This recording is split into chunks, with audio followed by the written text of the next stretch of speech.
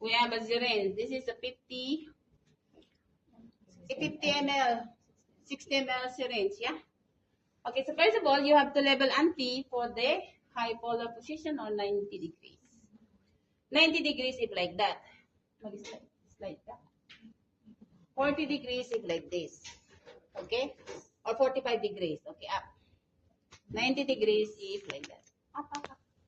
So 90 degrees ito. Sitting position. So now we have to feed auntie because she can't swallow. So first you need to do is check that tube. Okay? You have to king. Okay, you have to king the tube, then open.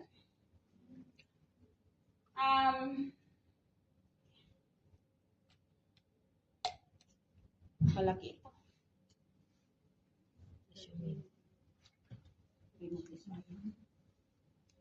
Okay. Then, put the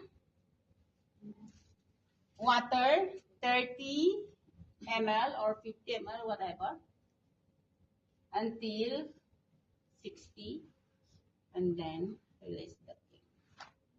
At least 18 degrees above the head, you know. So if you are standing here, so you have to put the syringe here. Don't go like this. Yeah. If you are there, then you are good.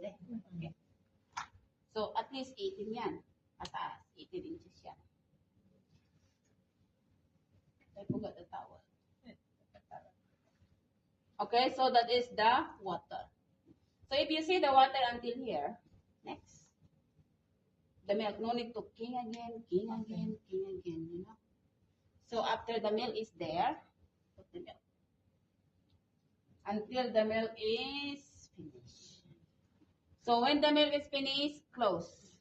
Okay? And then put on the last plastic 50 ml of water. And then shake it. Then up. Because you need to clean the tube, otherwise blocking. Without cleaning the tube, maybe the milk is stuck there. Or maybe any medication is stuck there, then cannot move. Okay. If in case the milk is very slow go down, or the water is very slow go down, use the plunger to push. Yung puti, walang plunger.